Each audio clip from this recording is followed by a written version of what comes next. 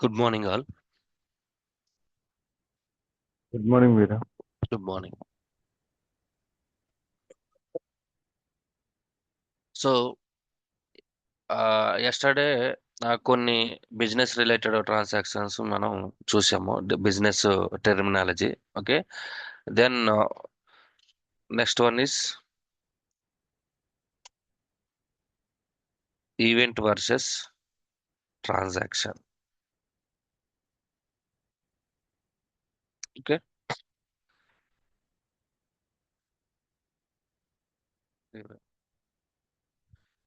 మనము books business చేస్తున్నాము. Okay, books business చేస్తుంటే ఒక ఎక్స్ అనే పర్సన్ వచ్చాడు అనమాట మన దగ్గరికి. ఎక్స్ అనే పర్సన్ వచ్చి ఏం చేశాడంటే మన బుక్స్ ప్రైస్ ఎంత అడిగాడు. అయితే మనం ఏం చెప్పామంటే, ఫర్ ఎగ్జాంపుల్ 100 రూపీస్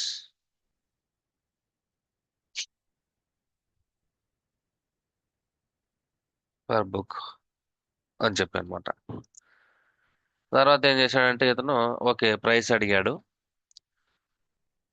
తనకి ఆ ప్రైస్ మేబీ నచ్చపోవచ్చు, లేకపోతే ఇంకోటి అవ్వచ్చు. కానీ ఇంకా బుక్స్ ఏం కొనకుండా వెళ్ళిపోయాడు అనమాట మన దగ్గర నుంచి. ఓకేనా. మ్మ్, అట్లానే వై అనే వెండార్ ఉన్నాడు. మనం వై అనే వెండార్ దగ్గరికి వెళ్ళాము టు పర్చేస్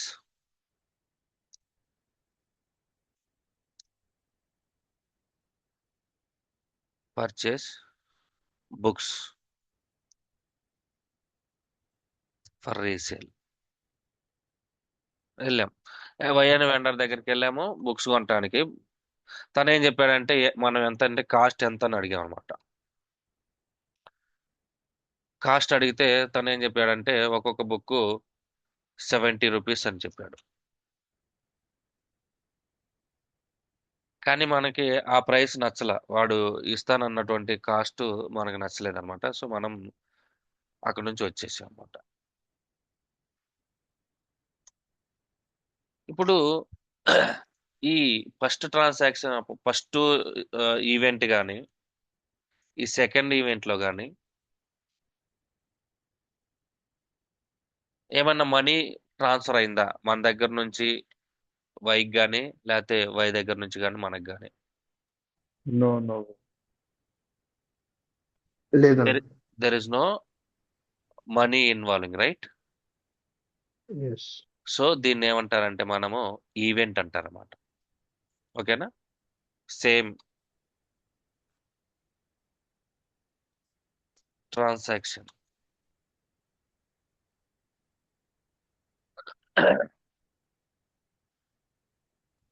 సేమ్ ఎక్స్ అనేవాడు మన దగ్గరకు వచ్చాడు, ఎక్స్ అనే పర్సన్.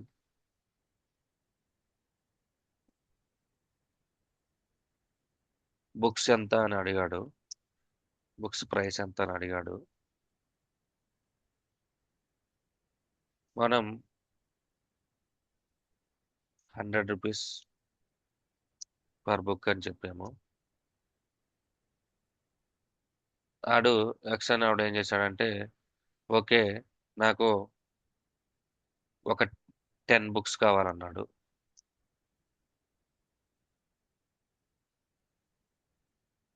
ప్రైస్ ఎంత అవుతుంది మొత్తం? 10 × 10 100, 1000 రూపీస్. 1000 రూపీస్ వాడు మనకి పే చేశాడు, మనం బుక్స్ వాడికి సేల్ చేసాం.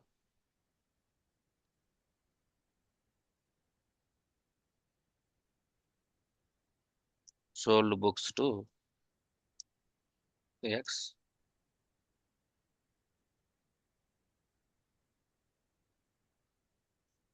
10 books to X at the rate 100 each per cash ఇచ్చి తీసుకుని వెళ్ళాడు అనమాట. ఇక్కడ మనకి వాల్యూ అనేది ఎక్స్చేంజ్ అయిందా? Yes, yes. మనం వాడికి 10 బుక్స్ ఇచ్చేసాం. వాడు మనకి 1000 రూపీస్ అమౌంట్ పే చేశాడు. ఓకేనా?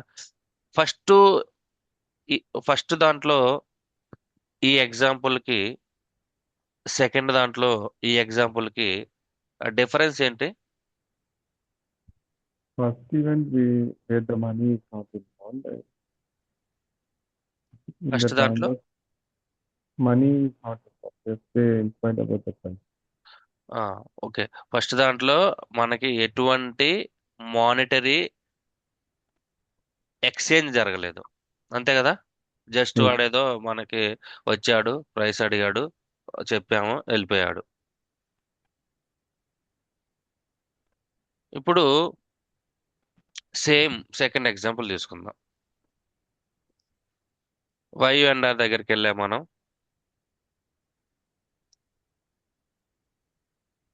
For purchasing of goods. మనం డీల్ చేసేది బుక్స్ ని, మనం ఏమైతే వస్తువుల్ని కొన్ని అమ్ముతా ఉంటామో లేకపోతే మ్యానుఫ్యాక్చరింగ్ చేసి అమ్ముతా ఉంటామో వాటిని ఏమంటారని చెప్పాను నేను? గూడ్స్ అంటారంటాను. ఓకే. ఆ గూడ్స్ అంటే మనం ఏంటంటే మనం డీల్ చేస్తున్న గూడ్స్ బుక్స్ అన్నమాట. ఓకే. వాడు 70 రూపీస్ చెప్పాడు. ఓకే. మనం ఓకే కొంత మార్జిన్ పెట్టుకొని 30 రూపీస్ మార్జిన్ తో మనం అమ్ముకోవచ్చు అనుకున్నాము. ఆడి దగ్గర నుంచి ఒక 500 పీసెస్ ఆఫ్ బుక్స్ ని కొన్నాం మనం. యూనిట్స్ అంటాం మనం. ఓకే. యూనిట్స్ గూడ్స్ కొన్నాం అనుకో.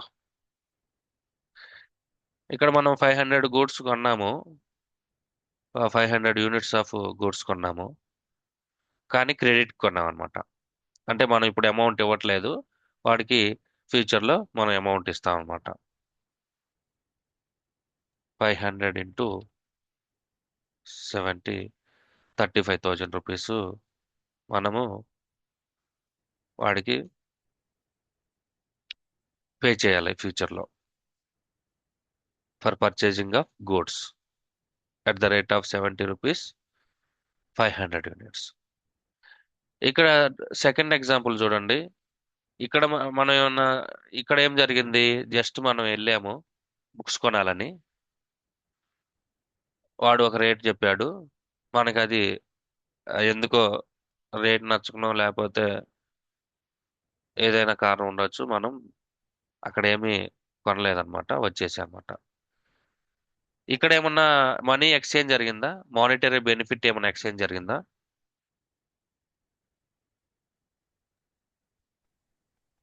No, Veera. But when it comes to the second example in this transaction, ఇక్కడ మన మానిటరీ బెనిఫిట్ ఏమైనా ఎక్స్చేంజ్ అయిందా?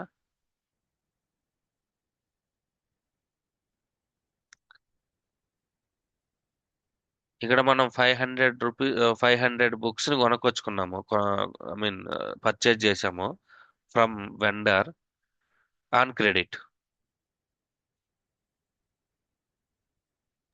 We have purchased on credit means we have not where the money is not involved.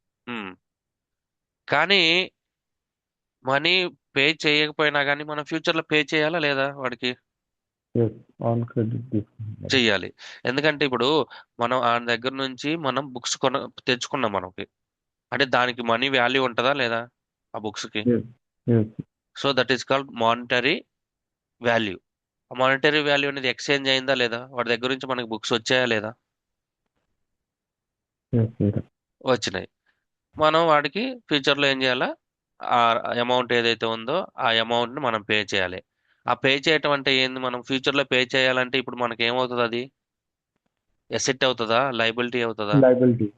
Liability అవుతుంది. అంటే మనం లైబుల్గా ఉన్నాం అనమాట. అంటే వీటిల్లో చూడండి, మనం ఈ ఎక్స్ తో మనకు ఒక కాన్వర్జేషన్ జరిగింది, ఈ వైతో ఒక కాన్వర్జేషన్ జరిగింది. ఈ రెంటిని మనం బుక్స్ లో రాసుకోవాలా రాసుకోకూడదా?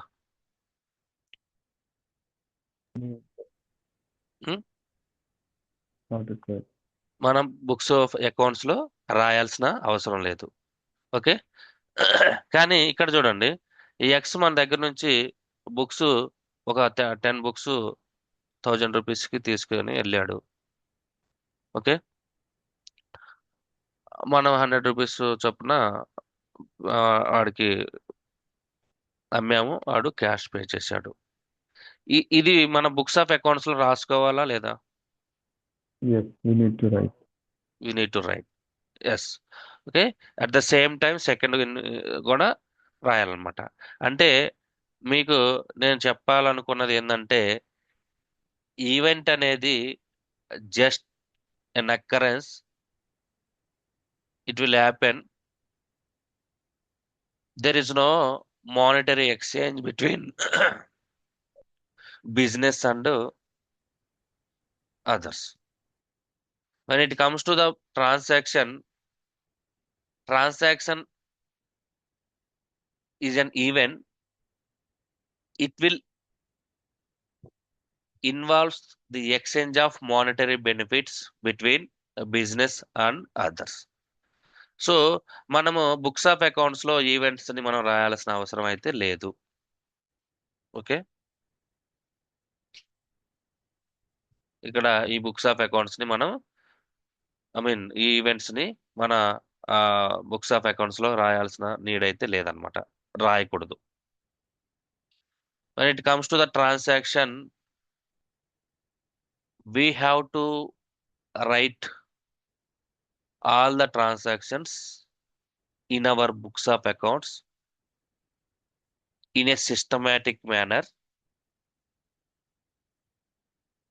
to analyze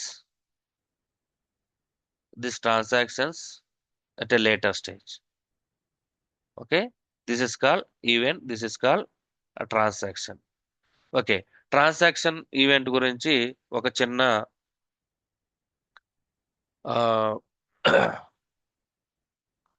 డెఫినేషన్ రాసుకోండి.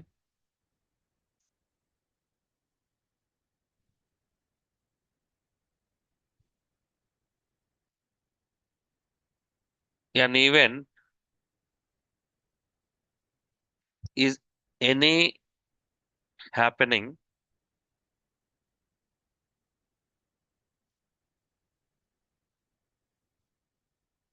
that will not affect the financial position of a business. Okay. ఈ ఈవెంట్ వల్ల మనకి ఫినాన్షియల్ ఎఫెక్ట్ ఏమి ఉండదు. This will not impact any financial position of a business. Okay. No need to record the events in the books of accounts. మన books of accounts లో events గురించి రాయాల్సిన అవసరం అయితే లేదు. ఎవరో మన ఫ్రెండ్ పాత ఫ్రెండ్ వచ్చాడు, చాలా రోజుల తర్వాత కలిశాడు. మనం బిజినెస్ చేస్తుంటే మన దగ్గరకు వచ్చి 1 గంట కూర్చొని ఏదో మాట్లాడి వెళ్ళిపోయాడు అనమాట. మన దగ్గర నుంచి ఏమి కొనలేదు. అది ఈవెంటా ట్రాన్సాక్షనా? Event. Event. Okay. Then what is transaction?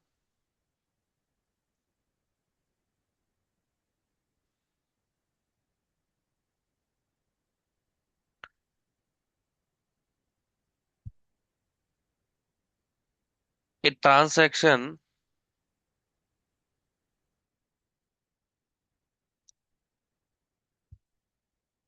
is any happening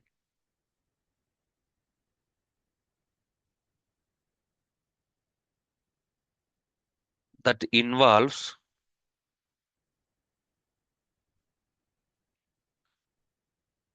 money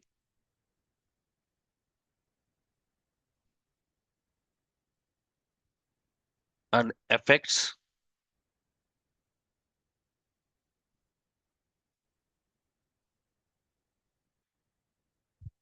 the financial position of a business. Okay, ఇక్కడ ఏం చెప్తుందంటే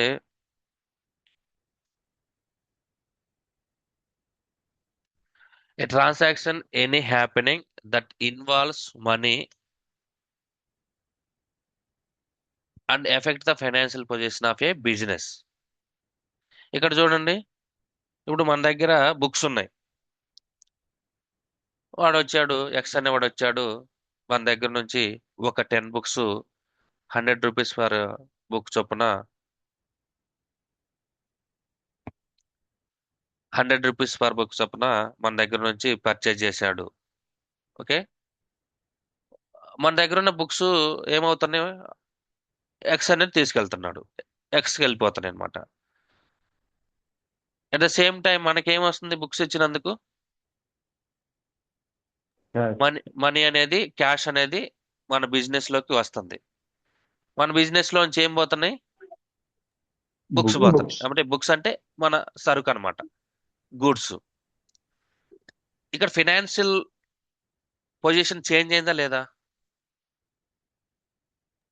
Yes, Sriram. It's changed. Okay, so ఆ విధంగా any event, I mean any transaction is any happening that involves money or exchange of money, దాన్ని okay, money అయినా exchange of money అయినా ఈ రెండు టెర్మినాలజీ ఒకలే వస్తుంది. ఓకేనా? That involves money and effect the financial position of a business. ఎలా effect అయింది? మన దగ్గర ఉన్న బుక్స్ 10 బుక్స్ వెళ్ళిపోయింది అని ఒక మానిటరీ, అంటే వాల్యూ ఉన్న కొన్ని బుక్స్ మన దగ్గర నుంచి వెళ్ళిపోయినాయి. ఇంకొక వాల్యూ, సేమ్ వాల్యూ క్యాష్ అనేది మన దగ్గరకు వచ్చింది అనమాట. సో ఫినాన్షియల్ పొజిషన్ అనేది చేంజ్ అయింది, బుక్స్ లో నుంచి మనీలో కన్వర్ట్ అయింది అనమాట. So this is called transaction అనమాట. So we should we we need to record the transactions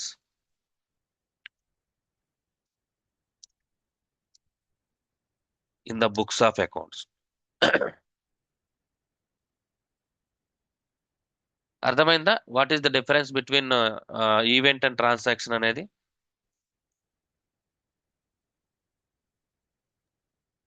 అవును. పవిత్ర, Yes, yes, Sriram.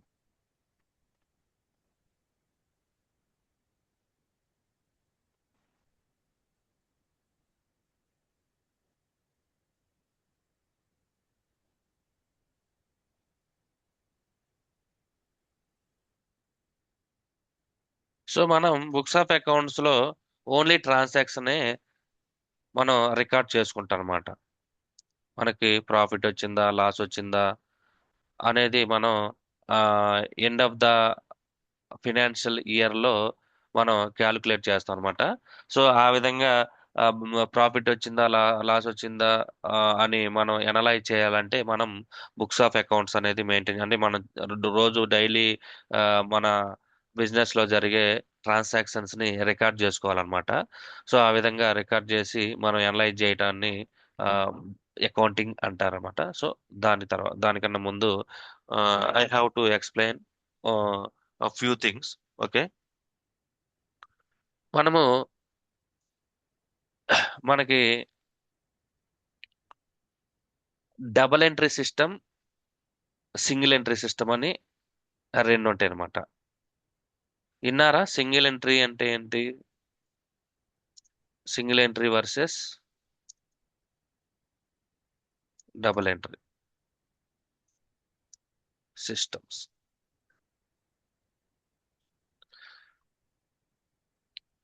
ఇప్పుడు ఆ ఇక్కడ ఏం జరిగిందంటే ఈ ట్రాన్సాక్షన్ లో మన దగ్గర నుంచి ఎక్స్ అనేవాడు బుక్స్ కొనుక్కొని వెళ్ళిపోయాడు. మన దగ్గర నుంచి 10 బుక్స్ కొన్నాడు. ఒక్కొక్కటి ఈచ్ బుక్ వచ్చేసరికి 100 రూపీస్, 1000 రూపీస్ మనకి పే చేసి వెళ్ళిపోయాడు అనమాట. సో ఈ ఎక్స్ అనే వాడిని మనం గుర్తుపెట్టుకోవాలా? మన బుక్స్ ఆఫ్ అకౌంట్స్ లో బుక్స్, ఐ మీన్ వాడిని గుర్తుపెట్టుకోవాల్సిన అవసరం ఉందా? No Not visa. required. Not required, right? So ఇక్కడ ఎక్స్ అనేవాడి పేరు ఏమి మన బుక్స్ లో ఏమి రాయమన్నమాట. 1 మినిట్, ఇది సింగిల్ ఎంట్రీ సిస్టమ్ అంటారు. సింగిల్ ఎంట్రీ సిస్టమ్ గురించి డిస్కస్ చేద్దాం ఫస్ట్, ఓకేనా? అట్లానే వై అనేవాడు ఉన్నాడు, మన దగ్గర నుంచి గూడ్స్, మనం వాడి దగ్గర నుంచి గూడ్స్ పర్చేజ్ చేసాము. 500 units, 500 units of books purchase చేసాము ఆన్ క్రెడిట్ ఫర్ 35,000 రూపీస్. ఇప్పుడు మనం వాడికి వై అనే వాడికి మనం అమౌంట్ ఇచ్చామా? No, no. No visa. ఎటువంటి అమౌంట్ ఇవ్వాలా? సో ఫ్యూచర్ లో వాడికి ఇవ్వాలా లేదా మనం? Yes. Work. ఇవ్వాలి. సో మరి అట్లా మనం ఎంతో మంది దగ్గర నుంచి ఒకళ్ళ గూడ్ పర్చేజ్ చేస్తున్నాము. వాడిని రాసుకోకపోతే మనకు గుర్తుండొచ్చు, గుర్తుండపోవచ్చు, ఓకేనా? సో అందుకని మనం ఏం చేయాలా, మనం మన బుక్స్ లో రాసుకుంటాం అనమాట. ఏమని? Okay, I need to pay 35,000 rupees to Y for purchasing of goods.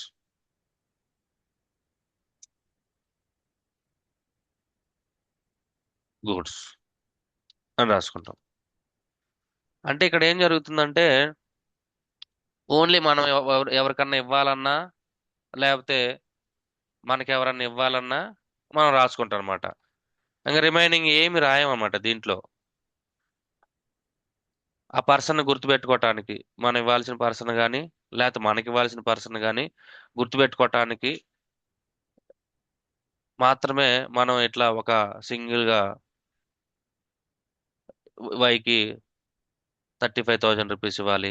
లేకపోతే ఫర్ ఎగ్జాంపుల్ ఎక్స్ మన దగ్గర నుంచి గూడ్స్ కొనకపోయాడు, కానీ వాడికి మనకి క్యాష్ ఏం పే చేయలేదు. X have to pay 1,000 rupees for me అని ఇట్లా జస్ట్ ఇవ్వాల్సినవి రావాల్సినవి మాత్రం నోట్ చేసుకుంటా ఉంటాం అనమాట. సో ఇది ఇది ఎక్కడ జరుగుతుంది అంటే ఈ సింగిల్ ఎంటర్ మీద మనకి సోల్ ప్రొపరేటర్స్, మన ఒక్కళ్ళే బిజినెస్ చేస్తున్నాం అంటే, I mean sole proprietorship business చేస్తున్నాం, పార్ట్నర్షిప్ కానీ కంపెనీ అది కాకుండా ఓన్లీ మనం చేస్తున్నాము. మనకి ఈ రోజు ఇంత ఇన్వెస్ట్మెంట్ పెట్టాము, ఓకే, గూడ్స్ పర్చేజ్ కొనకొచ్చాము, మనం సేల్ చేస్తున్నాము, మన క్యాష్ వస్తుంది, అంత అయిపోతుంది. ఎవరన్నా మన దగ్గర నుంచి అప్పు కొనుక్కోపోతే ఆ అప్పు కొనకపోయిన మనిషిని మనం ఒక బుక్ లో రాసుకుంటున్నాము, ఒక నోట్ బుక్ లో. లేకపోతే మనం ఎవరి దగ్గర నుంచి అన్నా క్రెడిట్ కి పర్చేజ్ చేస్తే వాళ్ళకి ఫ్యూచర్ లో మనం పే చేయాలి కాబట్టి ఆ పర్సన్ యొక్క నేమ్ రాసుకొని వాడికి ఇంత ఇవ్వాలని రాసుకుంటున్నాము. లేకపోతే మనం ఎక్కడి నుంచి అన్నా వడ్డీకి తెచ్చుకున్నాం, మన బిజినెస్ రన్ చేయడానికి ఇంట్రెస్ట్ కి అమౌంట్ తెచ్చుకున్నాము, వాడి ఫ్యూచర్ లో మనం పే చేయాలి. అప్పుడు వాడికి పలానా పర్సన్ కి ఇంత ఒక 10,000 రూపీస్ ఇవ్వాలి, ఇట్లా వడ్డీకి తెచ్చుకున్నాము, పలానా డేట్ ఇవ్వాలని రాసుకుంటామట. సో ఇక్కడ ఏంటంటే ఇట్లా ఒక స్ట్రక్చర్, ఒక సిస్టమాటిక్, ఎటువంటి సిస్టమాటిక్ ఫాలో అవ్వకుండా ఇట్లా రాయడాన్ని ఏమంటారంటే single entry system of book keeping అంటారన్నమాట. Single entry system. ఈ బుక్ కీపింగ్ అనేది నేను చెప్తాను. బుక్ కీపింగ్ అంటే వాట్ ఈస్ బుక్ కీపింగ్ అంటే the systematic recording of transactions in our books of accounts. Okay, ఆ బుక్స్ ఆఫ్ అకౌంట్స్ ఏంటో నేను చెప్తాను. ఓకే, తర్వాత double entry system. Double entry system.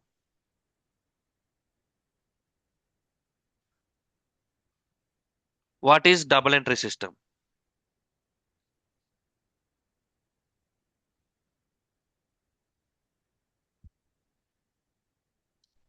విన్నారా మీరు ఎవరన్నా? Double entry system of book keeping అంటే, డబుల్ ఎంట్రీ సిస్టమ్ అంటే Naveen. ఓకే. అదేంటంటే 2 టైమ్స్ మనం రికార్డ్ చేయొచ్చు. మనం ఇప్పుడు మనం రికార్డ్ చేసేది ఏంటిది? ఓన్లీ ఈవెంట్స్, ఓన్లీ ట్రాన్సాక్షన్, అంతేగా. ట్రాన్సాక్షన్ అంటే ఏంది? మానిటరీ బెనిఫిట్ ఇన్వాల్వ్మెంట్ ఉంది, ఐ మీన్ మానిటరీ ఎక్స్చేంజ్ ఉన్నది. అంటే మనము అవును. ఈ ట్రాన్సాక్షన్, ప్రతి ట్రాన్సాక్షన్ ని రికార్డ్ చేస్తాము ఇన్ ఏ సిస్టమేటిక్ వే. ఓకేనా? As per the double entry system, every business transaction will have 2 aspects. Okay.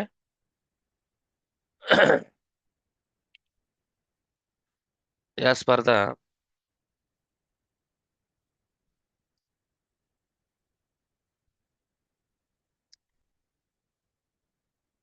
Entry system, మనం ఏం రికార్డ్ చేస్తాం? ట్రాన్సాక్షన్సా, ఈవెంట్సా? Transaction. Okay. Transaction. As per the double entry system, every transaction will have 2 aspects. Okay. ఆ 2 aspects ఏంటంటే, one is receiving aspect, second one is giving aspect. Okay.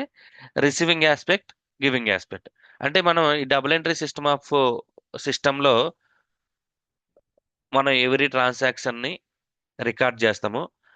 ఆ every transaction లో మనకి 2 aspects ఉంటాయి. మనకు వచ్చేది, మన దగ్గర నుంచి వెళ్ళేదన్నమాట. మనకు వచ్చేదాన్ని ఏమంటామంటే మనము రిసీవింగ్ ఆస్పెక్ట్ అంటారు. ఓకేనా? మనం వేరే వాళ్ళకి ఇచ్చేదాన్ని ఏమంటారంటే గివింగ్ ఆస్పెక్ట్ అంటారు అనమాట. దీన్ని ఇంకో రిసీవింగ్ ఆస్పెక్ట్ ని మనం we can also called as benefits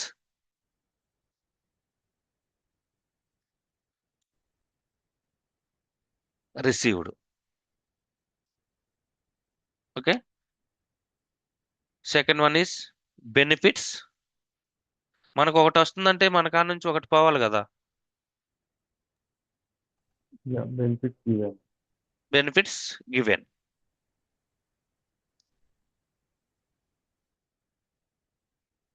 given. ఓకేనా? సో ఈ ఈ దీని ప్రకారము ప్రతి ట్రాన్సాక్షన్ ని రికార్డ్ చేయాలి. దాంట్లో ప్రతి ఈవెంట్ కి మినిమం 2 aspects అనేది ఉంటది. ఒకటి రిసీవింగ్ ఆస్పెక్ట్ ఉంటది, రెండోది గివింగ్ ఆస్పెక్ట్ ఉంటది. దీని ప్రకారము మనము ఇప్పుడు మనం తీసిన ఎగ్జాంపుల్ లో నుంచి ఈ ఎలా బుక్స్ ఆఫ్ అకౌంట్స్ లో రాస్తామో మనము ఇప్పుడు చెప్తాను. ఓకేనా? సో ఇప్పుడు ఈ రెంటిని ఎగ్జాంపుల్ గా తీసుకుంటున్నాను నేను. ఫస్ట్ వన్ వచ్చేసరికి మనకి యూనివర్సల్ గా ప్రతి ఒక్క బిజినెస్ ఫాలో అవ్వాల్సింది సింగిల్ ఎంట్రీ సిస్టమా, డబుల్ ఎంట్రీ సిస్టమా? మీకు ఎవరికైనా తెలిస్తే చెప్పండి. యూనివర్సల్ గా ప్రతి బిజినెస్ కూడా, any Both. Business in the world which is doing business, whether it is partnership business or company business, the business should follow the double entry system of book keeping. We should not follow the single entry system. Any మనకి business అన్నాక ఏదో ఒక situation లో మనకి government తోటి పని ఉంటది. ఓకేనా? సో గవర్నమెంట్ తో పని ఉన్నప్పుడు వాళ్ళకి ఆ గవర్నమెంట్ అఫీషియల్స్ కి, ఫర్ ఎగ్జాంపుల్ ట్యాక్స్ అఫీషియల్స్ కానీ, లేకపోతే ఏదైనా ఆ, మనం లోన్స్ తెచ్చుకోవాలి మన బిజినెస్ కోసము, ఫైనాన్షియల్ ఇన్స్టిట్యూషన్స్ కానీ, బ్యాంక్స్ కానీ, మన బుక్స్ ఆఫ్ అకౌంట్స్ చూసినప్పుడు ఇట్లా ఇన్కంప్లీటెడ్ గా ఉంటే single entry system of book keeping ఏమంటారంటే ఇన్కంప్లీటెడ్ బుక్స్ ఆఫ్ అకౌంట్స్ అంటారు. ఇట్లా ఇన్కంప్లీటెడ్ గా ఉంటే వాళ్ళకి ఏం అర్థం కాకపోతే మనకి లోన్ ఇస్తారా? నో ఇది. వాళ్ళకి No. ఏం అర్థం కాకపోతే ఆ మనకి మనం పే చేసిన ట్యాక్స్ కి వాళ్ళు అప్రూవల్ ఇస్తారా? At No. The same time వాళ్ళకి ఏం అర్థం కాదు. ఇప్పుడు మన బుక్స్ మనకి లోన్స్ తీసుకొచ్చుకోవాలి, లేకపోతే ఏడన్నా ఫినాన్షియల్ మనకి గవర్నమెంట్స్ కొన్ని స్కీమ్స్ అనౌన్స్ చేస్తూ ఉంటుందంట. SMM, small and medium micro SMME అని ఉంటాయి కదా, మైక్రో ఇవి ఉంటాయి కదా, వాటికి కొన్ని బెనిఫిట్స్ ఇస్తా ఉంటది అనమాట. సబ్సిడీస్ అవన్నీ ఇస్తా ఉంటది. ఈ సబ్సిడీస్ అవన్నీ ఇస్తున్నప్పుడు వాళ్ళకి మనం ఎట్లా పడితే అట్లా బుక్స్ రాసి నాకు ఇంత ప్రాఫిట్ వచ్చింది, లేకపోతే నాకు అంత నెట్ వర్త్ ఉంది నా బిజినెస్ కి అంటే వాళ్ళకి అర్థం కాకుండా మనకి ఏమన్నా అవి బెనిఫిట్స్ ఏమన్నా అలాట్ చేస్తారా మనకి? చేయరు కదా. సో అందరికీ అర్థమయ్యే, ఐ మీన్ అర్థమయ్యే విధంగా బుక్స్ ఆఫ్ అకౌంట్స్ ని రాయటం అనేది ఇక్కడ మ్యాండేటరీ అనమాట. సో ఆ విధంగా అందరికీ అర్థమయ్యే విధంగా బుక్స్ ఆఫ్ అకౌంట్స్ ని రాయాలంటే మనం we have to follow the double entry system of book keeping. Okay. So ఇక్కడ దీని ప్రకారం చూడండి, as per the double entry system every transaction will have two aspects. One is receiving aspect, second one is giving aspect. ఈ receiving aspect అంటే benefits received అంటారు, giving aspect ఏమంటారంటే benefits given అంటారు, given to the others అనమాట. So దీని ప్రకారం నేను ఈ ఫస్ట్ మనం అనుకున్న దానికి ఎక్స్, ఈ ఈ ట్రాన్సాక్షన్ కి ఒక ఎంట్రీ అనేది రాయాలన్నమాట. ఓకేనా.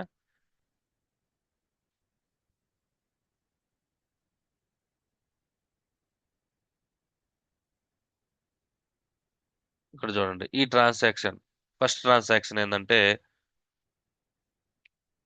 Sold goods to X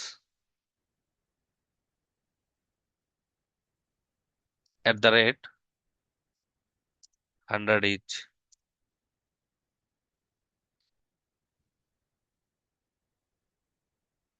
sold 10 units of goods to X at the rate 100 each for cash. ఇప్పుడు ఈ ఈ ట్రాన్సాక్షన్ లో నుంచి ఇది ఒక ట్రాన్సాక్షన్ అన్నమాట. ఈ ట్రాన్సాక్షన్ లో నుంచి మనం రిసీవింగ్ ఆస్పెక్ట్ ఏంటి, గివింగ్ ఆస్పెక్ట్ ఏంటి అనేది మనం ఐడెంటిఫై చేయాలన్నమాట. ఓకేనా. ఇక్కడ ఈ ట్రాన్సాక్షన్ లో రిసీవింగ్ ఆస్పెక్ట్ అంటే మనకేం వస్తుంది చెప్పండి? Cash. Cash. మనకి క్యాష్ వస్తుంది. Cash. Receiving aspect is cash. Cash. మనం వేరే వాడికి ఏమి ఇస్తున్నాం? Giving aspect Goods. Goods. Goods. అంటే మనం ఇక్కడ ఇంకోటి గుర్తుపెట్టుకోవాల్సింది ఏంటంటే మనం గూడ్స్ డీల్ చేస్తున్నప్పుడు మనం పర్చేజ్ చేస్తే మనం మన బుక్స్ లో మన బిజినెస్ లోకి వస్తేనేమో పర్చేజెస్ అంటారు. మన బిజినెస్ లో నుంచి బయటికి వెళ్ళిపోతున్నాయి అంటేనేమో సేల్స్ అంటారు. ఓన్లీ మనం డీల్ చేసే గూడ్స్ విషయంలో మనం మాట్లాడుతుంది. ఓకేనా. సో గివింగ్ ఆస్పెక్ట్ వచ్చేసరికి మనకి గూడ్స్ సేల్ చేస్తున్నాం.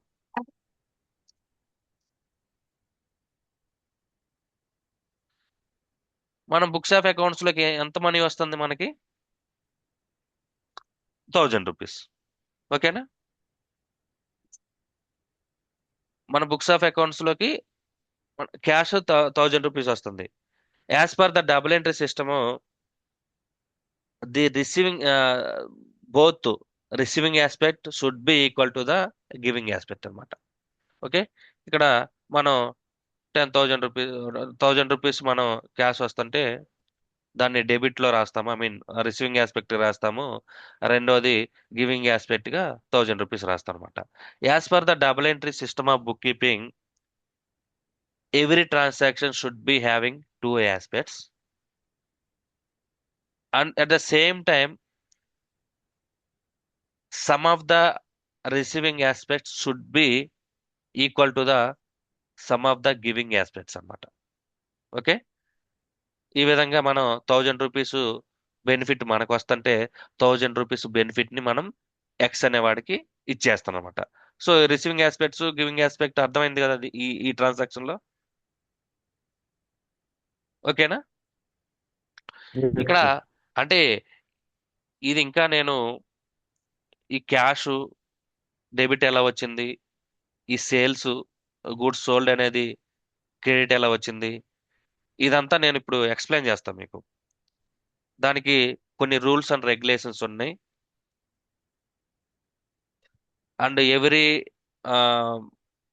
క్యాష్, ఐ మీన్ ఎసెట్స్ ని, ఎక్స్పెన్సెస్ ని, పర్సన్స్ ని కొన్ని కేటగిరీస్ గా డివైడ్ చేసాం అన్నమాట మనం. వాటిని ఏమంటారంటే టైప్స్ ఆఫ్ అకౌంట్స్ అంటారు. ఆ టైప్స్ ఆఫ్ అకౌంట్స్ గురించి నేను ఎక్స్ప్లెయిన్ చేసినప్పుడు మీకు ఇది ఇంకా క్లియర్ గా అర్థమవుతుంది అనమాట. మీకు ఇక్కడ అర్థం చేసుకోవాల్సింది ఏంటంటే డబుల్ ఎంట్రీ సిస్టమ్ గురించి అర్థం చేసుకోవాలి. ఈ డబుల్ ఎంట్రీ సిస్టమ్ ప్రకారము మనకి ప్రతి ట్రాన్సాక్షన్ లో టూ ఆస్పెక్ట్స్ ఉంటాయి. One is receiving aspect, second one is giving aspect అనేది అర్థమైతే చాలు మీకు ఇక్కడ. ఓకేనా? So at the same time second example తీసుకుందాం. ఓకేనా? సెకండ్ ఎగ్జాంపుల్లో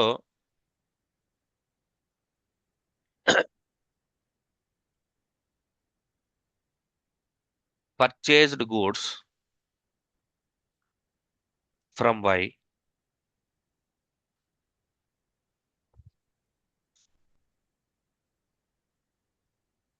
ఎన్ని గూడ్స్ కొన్నాం మనం? 500 goods, 500 units, 500 units at the rate 70 rupees each. ఇది ఇప్పుడు నేను రాస్తున్న ఈ సెంటెన్స్ ఇవన్నీ చిన్న చిన్నగా మీకు అర్థం అవుతాయి. ఓకేనా? ఆ, నేను టైప్స్ ఆఫ్ అకౌంట్స్ ఇవన్నీ ఎక్స్ప్లెయిన్ చేసి డెబిట్ ఎలా వస్తుంది, క్రెడిట్ ఎలా వస్తుంది, రిసీవింగ్ ఆస్పెక్ట్ ఏమంటారు, గివింగ్ ఆస్పెక్ట్ ఏమంటారు, ఇవన్నీ చెప్పిన తర్వాత చిన్న చిన్నగా మీకు అకౌంట్స్ లోకి తీసుకెళ్తే ఈ టెర్మినాలజీ ఎట్లా వస్తుంది ఏందనేది మీకు ఒక ఐడియా వస్తుంది అనమాట. ఓకేనా? సో ఇక్కడ చూడండి, ఇక్కడ రిసీవింగ్ ఆస్పెక్ట్, గివింగ్ ఆస్పెక్ట్ మనం ఐడెంటిఫై చేయండి. రిసీవింగ్ ఆస్పెక్ట్ మనకి ఏం వస్తున్నాయి?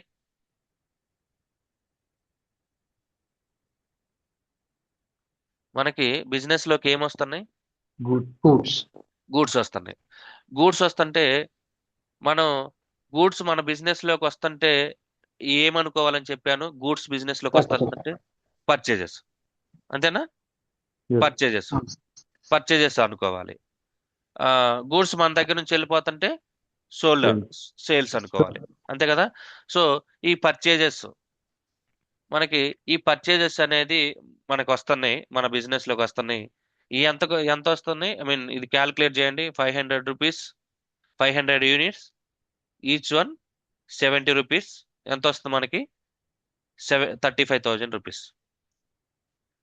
అంటే 75,000 రూపీస్ యొక్క వర్త్ ఉన్న గూడ్స్ మన బిజినెస్ లోకి వస్తున్నాయి.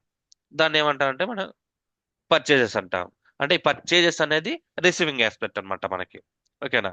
తర్వాత గివింగ్ ఆస్పెక్ట్. ఈ గివింగ్ ఆస్పెక్ట్ వచ్చేసరికి మనం వాడికి క్యాష్ ఇచ్చామా? మన దగ్గర Credit నుంచి base క్యాష్ में వెళ్ళిపోతుందా? purchase. లేదన్న క్రెడిట్ బేస్ మీద పర్చేజ్ చేస్తాం. వెళ్ళట్లేదు. అంటే క్యాష్ వెళ్ళట్లేదు కాబట్టి మనం ఇంకా క్యాష్ ఏమి ఇవ్వలేదు వాడికి. ఓకేనా? ఇప్పుడు ఆ తర్వాత మనం ఇవ్వాలా లేదా? ఇవ్వాలన్న పే చేయాలి. పే చేయాలి. సో పే చేయాలి అంటే వాడిని మనం గుర్తుపెట్టుకోవాలా లేదా? అన్న మన బుక్స్ ఆఫ్ అకౌంట్ లో వాడిని గుర్తుపెట్టుకోవాలి. ఆ పర్సన్ ఎవరు ఇక్కడ మనం మన ఈ ఎగ్జాంపుల్లో? Y Y. అంటే వై అనే వాడిని మనం గుర్తుపెట్టుకోవాలన్నమాట. ఇక్కడ చూడండి, ఇక్కడ మనకు వస్తున్నది ఏంటంటే గూడ్స్ వస్తున్నాయి in the form of purchases, 35,000 rupees worth ఉన్నట్టు గూడ్స్. ఓకేనా? తర్వాత గివింగ్ ఆస్పెక్ట్ లో మనం వాళ్ళకి ఏమి ఇవ్వాల, ఒక లైబిలిటీ అనేది క్రియేట్ చేసుకున్నాం మన బుక్స్ ఆఫ్ అకౌంట్స్ లో.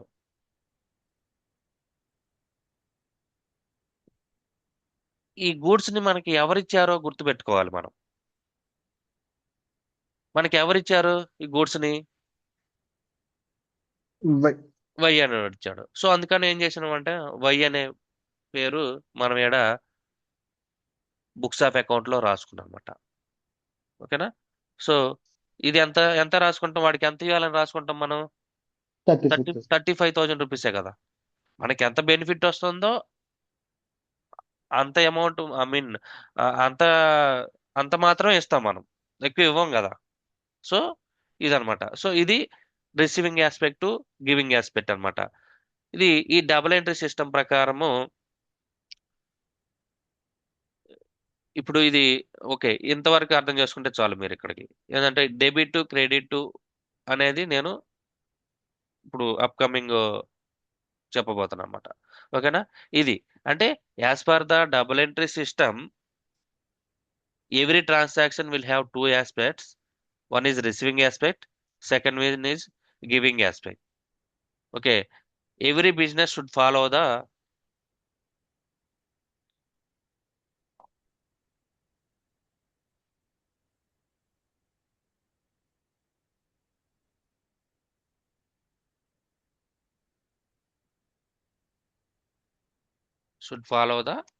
double entry system or single entry system.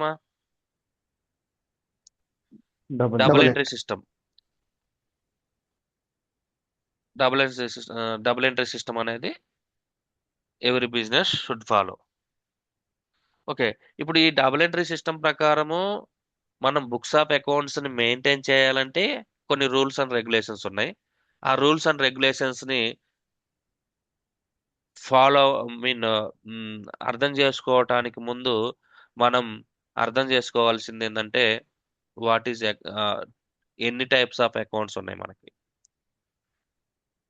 Accounts is a language అన్నాను కదా, ఆ అకౌంట్స్ వేరు, ఇప్పుడు నేను చెప్పబోయే అకౌంట్ వేరు అనమాట. ఓకే,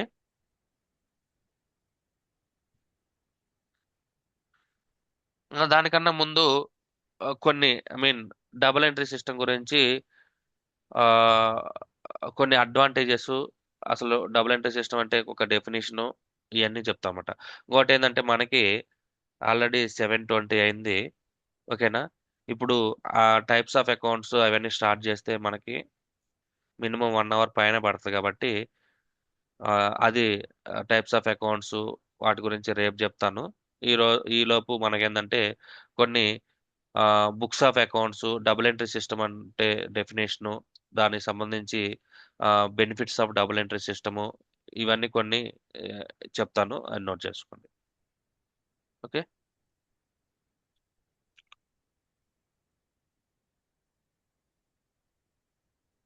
మనకి ఇప్పుడు బుక్స్ ఆఫ్ అకౌంట్స్ అని I mean first advantages of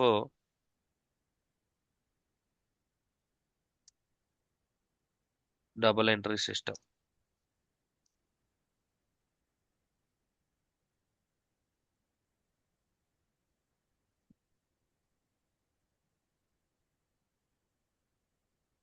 దీనికన్నా ముందు అసలు ఒకసారి ఈ డబుల్ ఎంట్రీ సిస్టమ్ కి డెఫినేషన్ ఒకటి రాసుకోండి.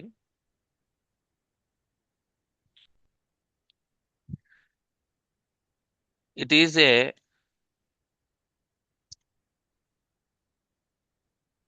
generally accepted and most widely used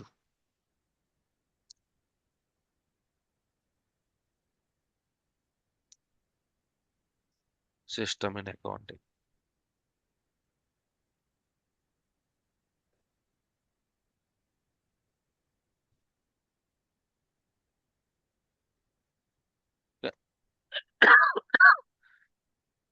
As per the double entry system,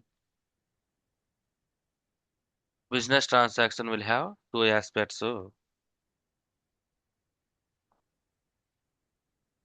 That is receiving aspect and giving aspect.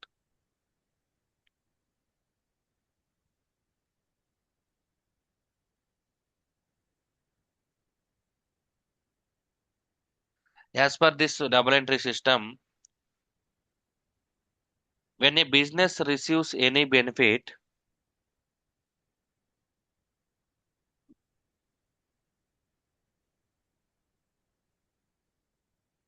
receives any benefit, it has to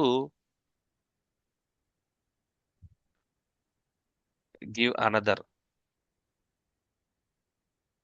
benefit.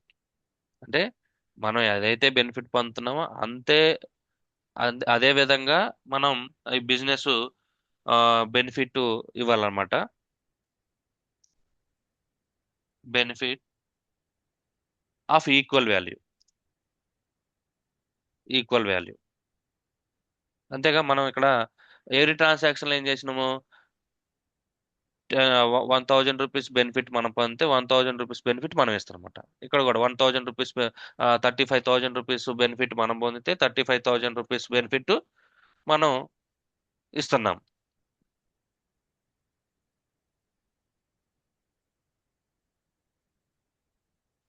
ఈ విధంగా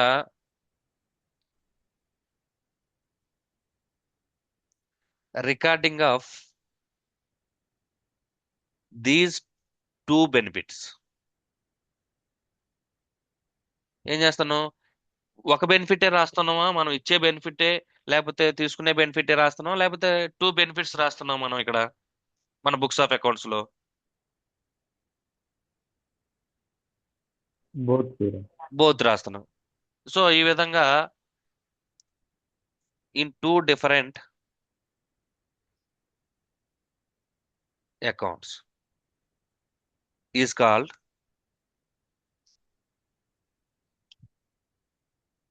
double entry system.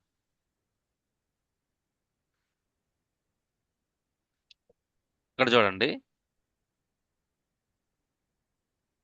As per the double entry system రెండు two benefits, ఒకటి receiving aspect ఉంటుంది, second giving aspect ఉంటుంది. దాన్ని ఏమంటారంటే receiving aspect ని benefit received అంటారు, గివింగ్ ఆస్పెక్ట్ ని బెనిఫిట్ గివెన్ అంటారు. ఈ రెంట్ని ఏం చేస్తున్నాం, మనం బుక్స్ ఆఫ్ అకౌంట్ లో రికార్డ్ చేస్తున్నాం. ఈ బుక్స్ ఆఫ్ అకౌంట్ లో రికార్డ్ చేస్తున్నాం ఇన్ టూ డిఫరెంట్ అకౌంట్స్. ఇప్పుడు క్యాష్ అనేది ఒక అకౌంట్, అంటే ఈ అకౌంట్ క్యాష్ అకౌంట్ ఎట్లా, క్యాష్ అకౌంట్ ఏంటి, గూడ్స్ సేల్స్ అకౌంట్ ఏంటి, పర్చేజ్ అకౌంట్ అనేది నేను రేపటి క్లాస్ లో ఎక్స్ప్లెయిన్ చేస్తాను. అప్పుడు మీకు ఇంకా డీటెయిల్ గా అర్థం అవుతుంది అనమాట. ఓకేనా? సో ఇక్కడ క్యాష్ అకౌంట్ లో 1000 రూపీస్ రాస్తున్నాం, ఇక్కడ సేల్స్ అకౌంట్ లో 1000 రూపీస్ రాస్తున్నాం. అక్కడ దీని ప్రకారం ఏంటి, recording of two benefits in two different accounts is called double entry system. రాశాం కదా, రెంట్లో రాశాం కదా, దీంట్లో రాశాం, దీంట్లో రాశాం. అదే విధంగా ఇక్కడ చూడు, పర్చేజెస్ అకౌంట్ లో 35,000 రూపీస్ రాశాము, ఇక్కడ వై అకౌంట్ లో 35,000 రూపీస్ రాశాము అనమాట. ఈ విధంగా ఒక ట్రాన్సాక్షన్ లో టూ డిఫరెంట్ బెనిఫిట్స్ ని టూ డిఫరెంట్ అకౌంట్స్ లో రాయటాన్ని ఏమంటారంటే మనము డబుల్ ఎంట్రీ సిస్టమ్ అంటారు. Okay, this is called double entry system.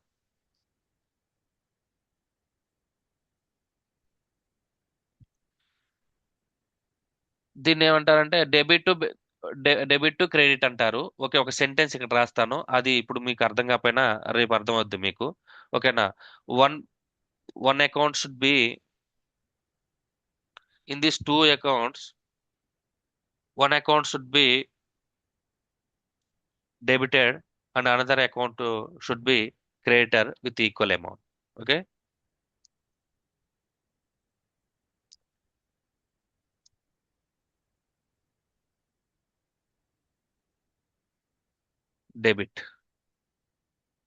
Debited. What is debit credit అనేది మీరు ఇప్పుడు రేపు క్లియర్ గా అర్థం అవుతుంది. ఇప్పుడు మీరు దాని గురించి వరి అవ్వాల్సిన అవసరం లేదు. Okay, one account will be debited and another account will be credited. ఇప్పుడు క్యాష్ అకౌంట్ డెబిట్ అయింది ఇక్కడ, దీని ఎగ్జాంపుల్ ప్రకారం రిసీవింగ్ ఆస్పెక్ట్ ని డెబిట్ అంటారు, గివింగ్ ఆస్పెక్ట్ ని క్రెడిట్ అంటారు. క్యాష్ అకౌంట్ డెబిట్ అయింది, ఇక్కడ సేల్స్ అకౌంట్ క్రెడిట్ అయింది. అమౌంట్ ఎంత అమౌంట్ తోటి, ఇదొక అమౌంట్ తోనా, లేకపోతే రెండు ఈక్వల్ అమౌంట్ తో అయినాయా? రెండు ఈక్వల్ అండి. రెండు ఈక్వల్ అనమాట. So as per the double entry system, one account will be debited and another account will be credited with an equal amount. Equal amount. So this is called double entry system అన్నమాట. ఓకేనా? మీరు ఒకవేళ what is double entry system అని ఎవరన్నా అడిగితే ఇంతవరకు మీరు చెప్పాలన్నమాట. Double entry system is most widely used system in the accounting. As per the double entry system, every transaction will have two aspects, that is receiving aspect and giving aspect. When a business receives any benefit, ఈ sentence చెప్పపైన పర్లా మీరు ఇది ఈ ఇది ఈ ఈ ఈ మూడు సెంటెన్స్లు చెప్పాలన్నమాట. డబుల్ ఎంట్రీ సిస్టమ్ అంటే ఇంతవరకు చెప్పాలా. Okay, this is called double entry system of book keeping. Okay, దీనికి కొన్ని అడ్వాంటేజెస్ ఉన్నాయి అనమాట. ఇప్పుడు సింగిల్ ఎంట్రీ బుక్స్ లో మనకి కంప్లీట్ గా ఉండవు అకౌంట్ రికార్డ్స్, మనకి కన్ఫ్యూజన్ క్రియేట్ చేస్తాయి అనమాట. కానీ డబుల్ ఎంట్రీ సిస్టమ్ లో మనకి కంప్లీట్ రికార్డ్స్ ఉంటాయి అన్నమాట. సో అడ్వాంటేజ్ వచ్చేసరికి complete record will be available, complete గా రికార్డ్స్ అనేది ఉంటాయి అనమాట. నెక్స్ట్ వన్ వచ్చేసరికి అర్థమాటిక్ యాక్యురసీ అంటారన్నమాట. అర్థమాటిక్ యాక్యురసీ విన్నారా ఎవరన్నా? అర్థమాటిక్ యాక్యురసీ, ఈ అర్థమాటిక్ యాక్యురసీ ఏంటి ఏందనేది మీకు ఫర్దర్ గా ఎక్స్ప్లెయిన్ చేస్తాను. ఓకేనా?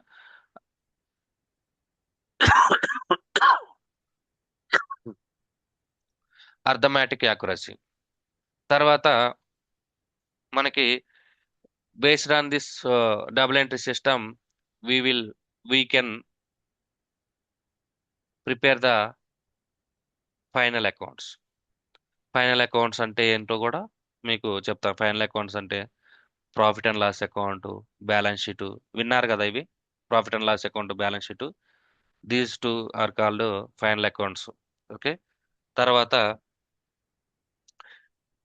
ఇప్పుడు డెసిషన్ మేకింగ్ కి, ఇప్పుడు ఫర్ ఎగ్జాంపుల్ నాకు నాకు లోన్ కావాలి.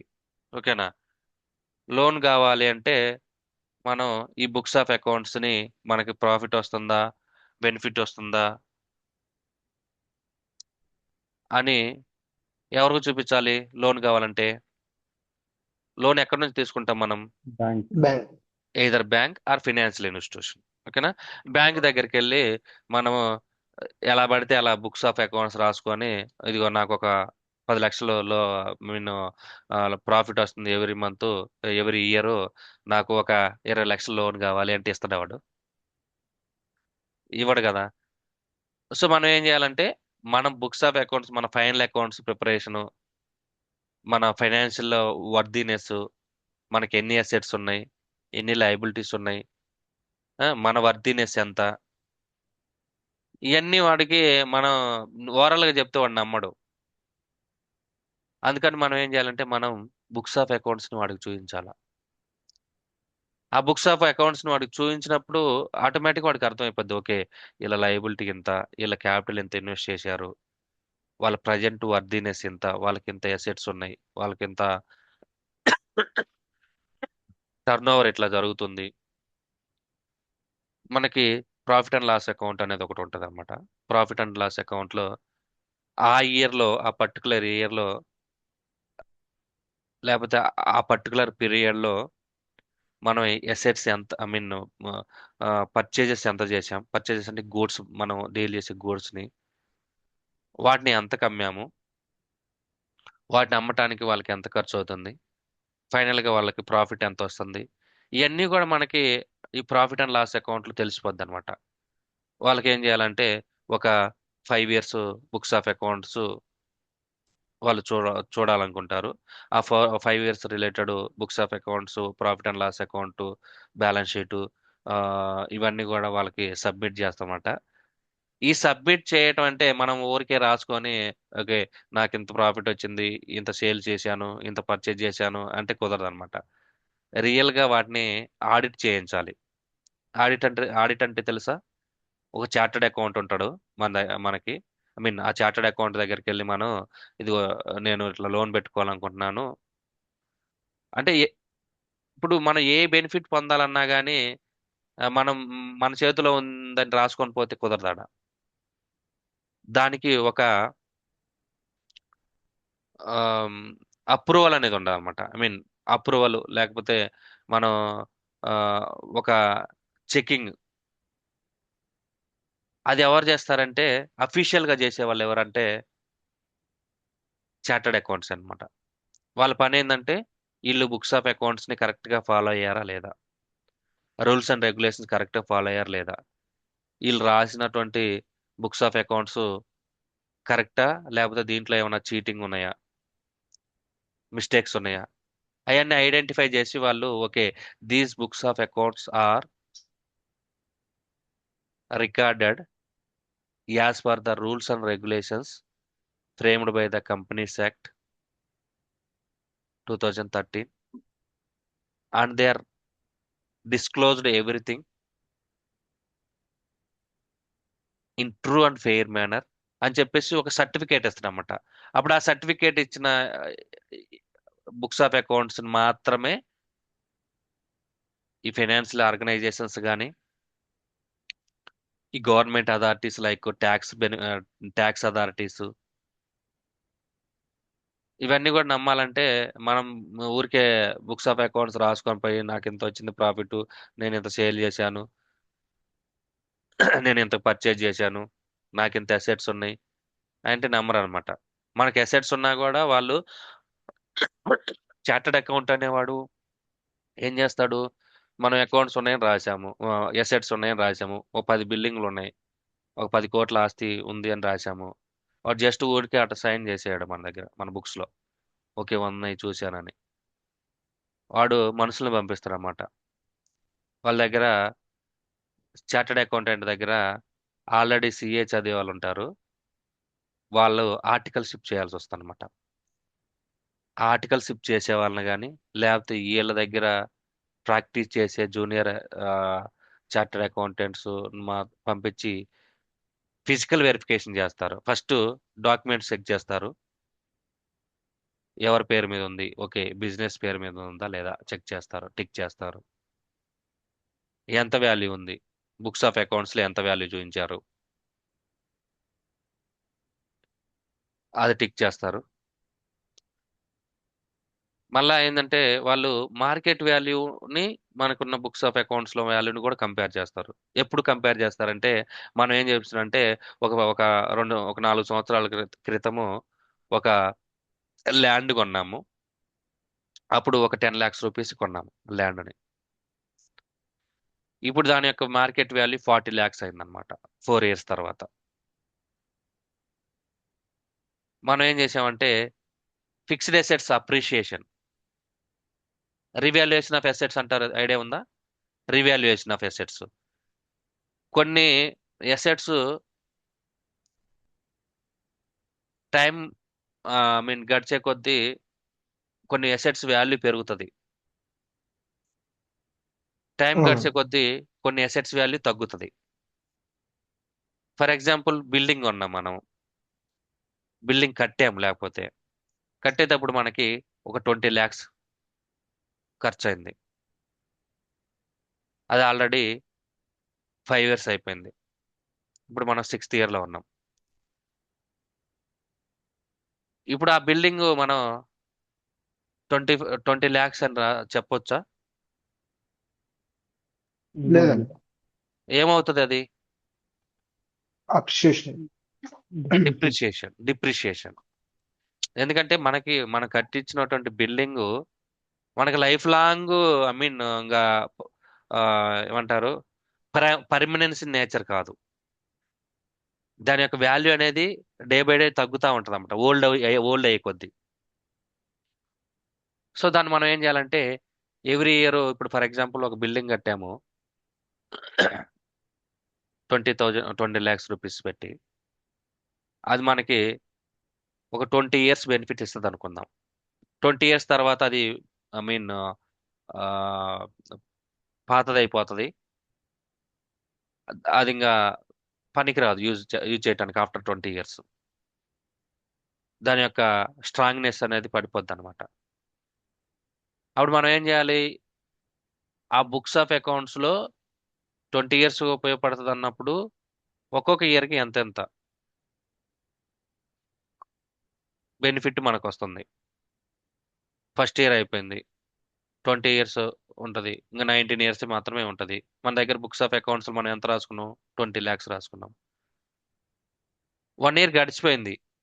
ఆ 1 year గడిచిపోయిన తర్వాత మనం ఇంకా 20 lakhs రాసుకుంటే దానికి మీనింగ్ ఉండదు.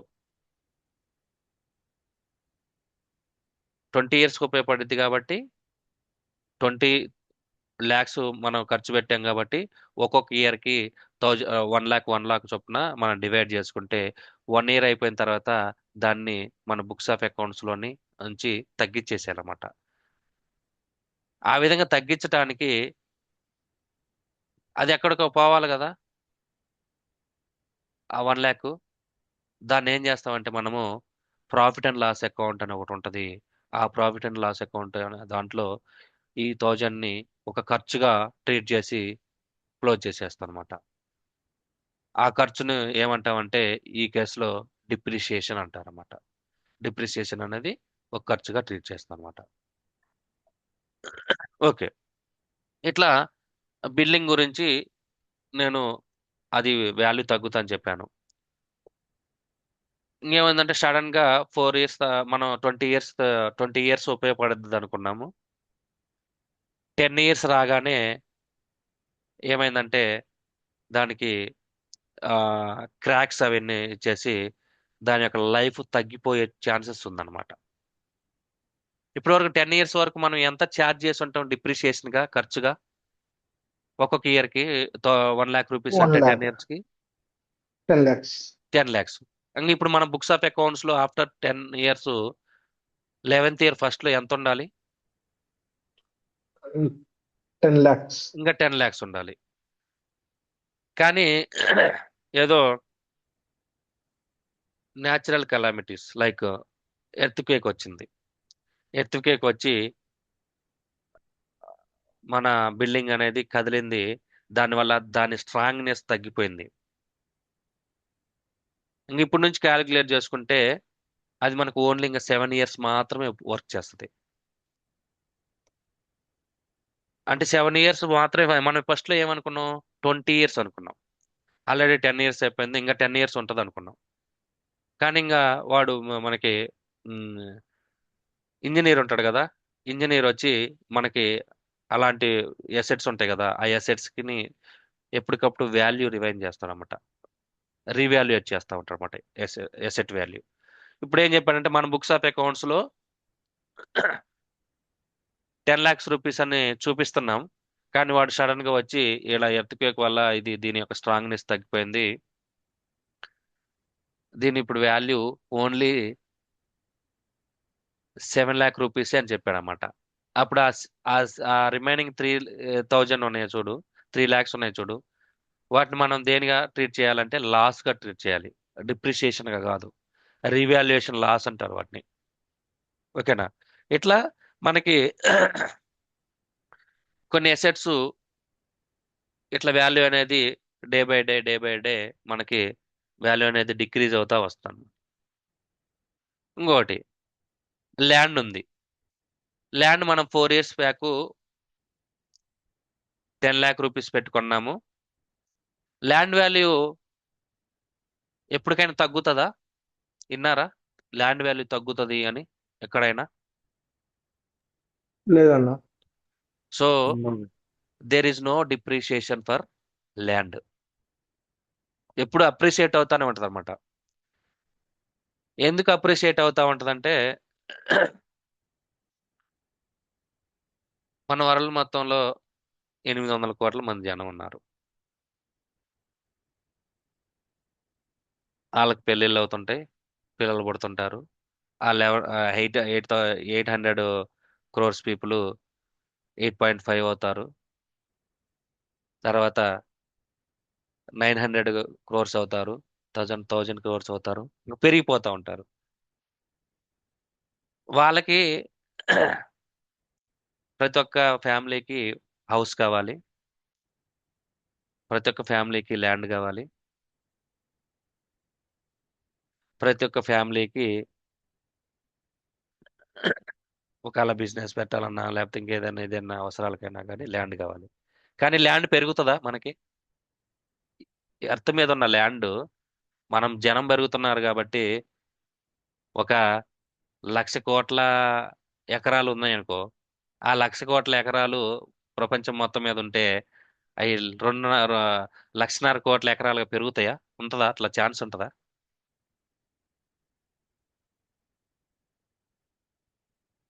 ల్యాండ్ అనేది పెరుగుతుందా ఎప్పుడైనా ఎక్కడైనా? No, no way. పెరగదు కదా. కానీ Le- డిమాండ్ అనేది పెరుగుతుంది, ఎందుకంటే జనం పెరుగుతున్నారు. వాళ్ళకి ల్యాండ్ కావాలి, ఉండటానికి ల్యాండ్ కావాలి, పంటలు పండించుకోవటానికి ల్యాండ్ కావాలి.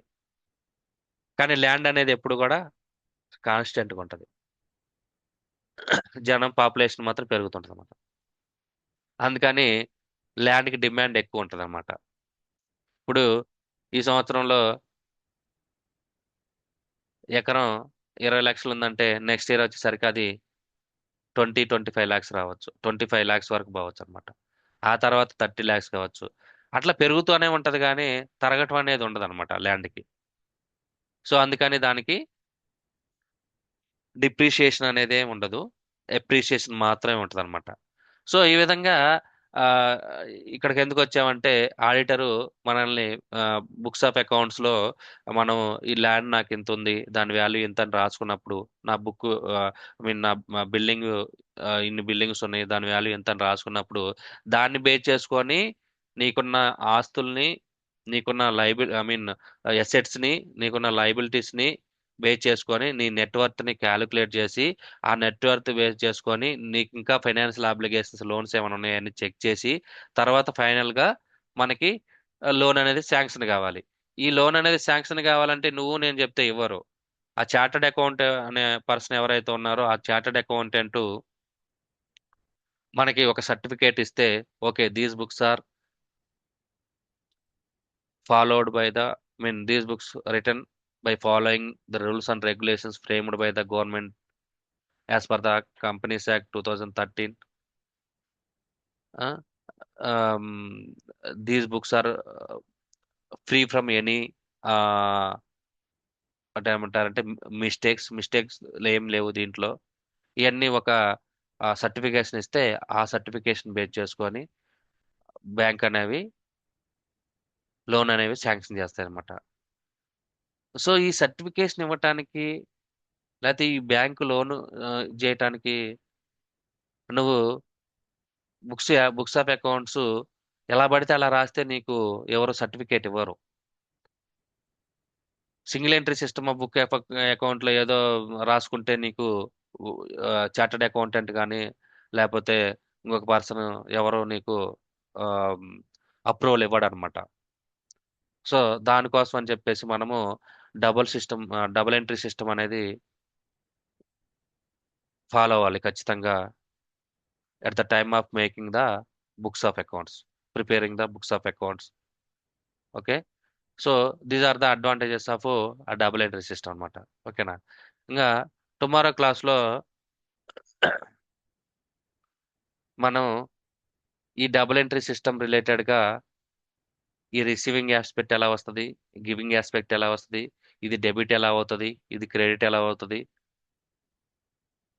ఇవన్నీ కూడా ఈ లాజిక్ ఏంటి, ఈ లాజిక్ డ్రాక్ చేయడానికి మనం కొన్ని రూల్స్ అండ్ రెగ్యులేషన్స్ ఉంటాయి. ఆ రూల్స్ అండ్ రెగ్యులేషన్స్ ఏంటి అవన్నీ కూడా మనం టుమారో క్లాస్లో మనం డిస్కషన్ చేద్దాం. ఓకేనా? ఇంకా ఏదన్నా డౌట్ ఉన్నాయి టుడే క్లాస్లో? Today 24th. No way. ఓకేనా? క్లియర్ కదా ఇప్పుడు? What is transaction, what is event ఈ రోజు చెప్పింది మీకు. తర్వాత what is single entry system, what is double entry system. Single entry system గురించి నేను డెఫినేషన్ ఏమి రాయలేదు, ఎందుకంటే అది అవసరం లేదు మనకి. ఒక డెఫినేషన్ కావాలనుకుంటే if any business not followed double entry system that is called single entry system, అంతే. డబుల్ ఎంట్రీ సిస్టమ్ని కరెక్ట్గా ఫాలో అయిపోతే అది సింగిల్ ఎంట్రీ సిస్టమ్ కింద వస్తుంది అనమాట. ఓకేనా? ట్రాన్సాక్షన్ మాత్రమే రికార్డ్ చేస్తాము as per the double entry system. రెండు ఆస్పెక్ట్స్ ఉంటాయి, రిసీవింగ్ ఆస్పెక్ట్, గివింగ్ ఆస్పెక్ట్. ఇవన్నీ రూల్స్ అండ్ రెగ్యులేషన్స్.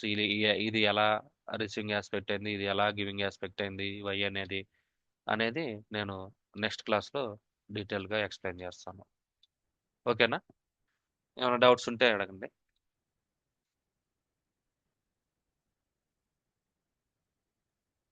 ఏం లేదన్నా. ఓకేనా? Okay, fine. ఓకే, రేపు 6:30కి మళ్ళీ కలుద్దాం. Okay, bye.